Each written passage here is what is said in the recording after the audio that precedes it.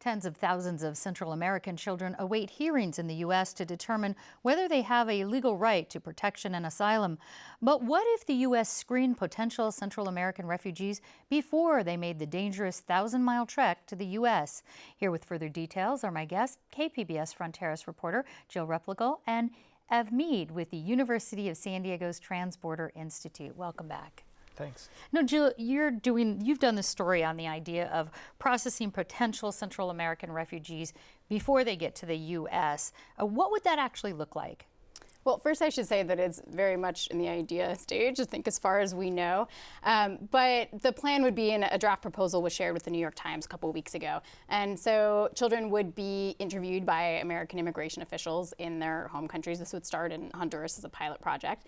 And they would be screened for criteria. We would set some kind of criteria for eligibility. And then there might be a resettlement center set up in the region where children could be safely until they can be safely transported to the U.S. Do groups that are identify themselves as anti-illegal immigration groups, do they support this? Not the ones that I talked to. They think that it would just allow more people to apply, and I think that it would probably increase the number of people coming to the U.S., and they say that kids would still come to the border anyway. Ev, do you agree with that take on it? Do you think it could be sort of advertising? I don't think so. I mean, I think our historical experience with this is they tend to be either very narrowly tailored towards particular groups or a particular crisis, or if they're actually working under asylum law, the process is extremely rigorous and difficult to prove. So I don't think it would change that. What it might change is the journey.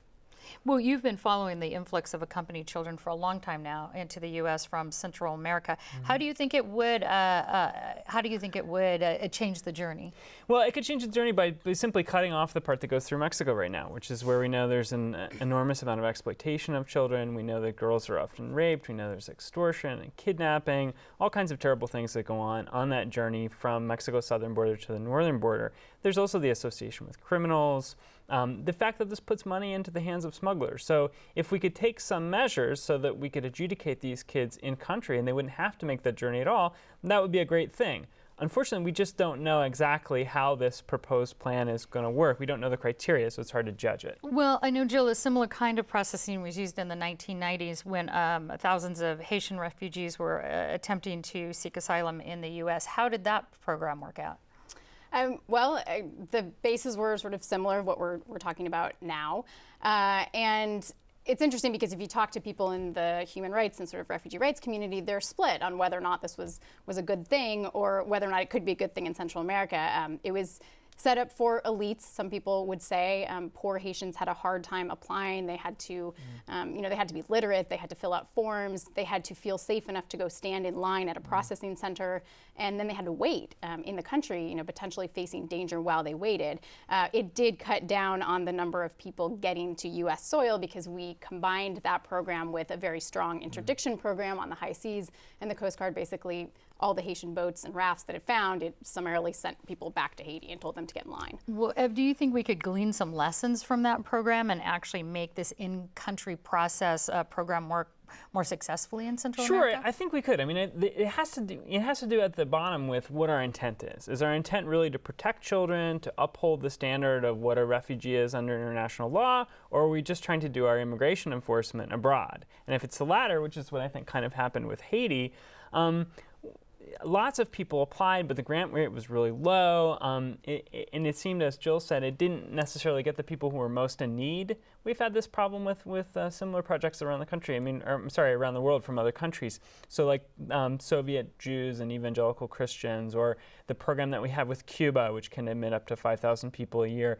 They've never really been targeted at a broad swath of protection. They've been targeting political groups that suit our policy interests. They may also provide some humanitarian good while they're doing that, but they're really a policy question, not a rights question. How many Central Americans might actually seek and qualify for refugee status in the U.S.?